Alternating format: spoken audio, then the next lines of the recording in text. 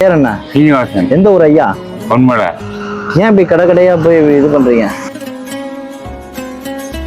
உங்களுக்கு பிள்ளைங்க இல்லையா? கல்யாணம் ஆகல. கல்யாணம் ஆகல.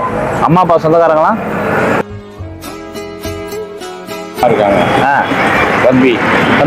யாரும் உங்களை பார்க்கலையா? தம்பி பார்க்கலாம். ஏன் இவ்வளவு அழுக்கா இருக்கீங்க? வேற சட்டை கைது இல்லையா? கைக்கணும்.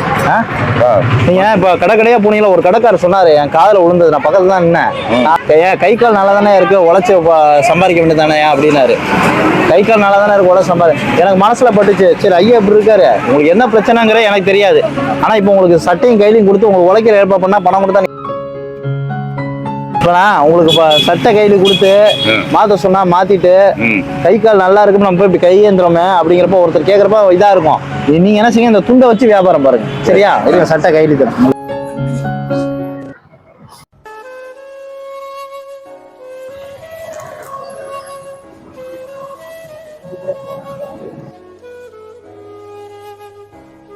உழைக்கணும். நீங்க உழைக்கணுங்கிறக்காக தான் நான் தர்றது. சரியா?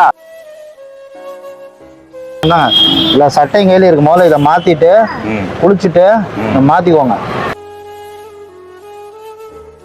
கடையா போய் கேக்குறீங்கல்ல, கடையா போய் கையேந்திரீங்கல்ல, அப்ப அதை செய்யாம இதுல துண்டு இருக்கு, ஒவ்வொரு கையில வச்சுக்கோங்க. நீட்டா கிளம்பிட்டு குளிச்சுட்டு ஒவ்வொரு துண்டையா போய் கொடுங்க.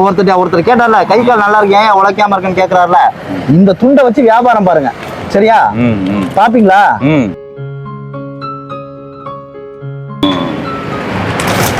சரியா? இது ஃபுல்லா துண்டு இருக்கு. துண்டை வச்சு வியாபாரம் பார்க்கணும். சரியா? இனிமே கையேந்துவீங்களா?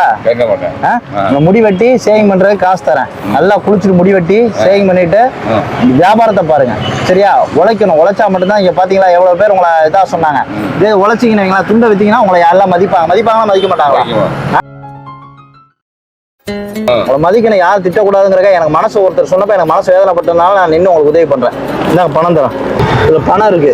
நீங்க முடி வெட்டி சேவிங் பண்ணி மேற்கொண்டு இந்த துண்டு விட்டு அந்த கடையில போய் வாங்குறதுக்கு எல்லாத்துக்கும் பணம் இருக்கு. உழைக்கணும். சரி, சாப்பாடு சைவ சாப்பாடு சாப்பிட்டுட்டு உழைப்ப பார்க்கணும், பிசினஸை பார்க்கணும், ஜெயிக்கணும். சரியா? சிரிங்க பார்ப்போம்.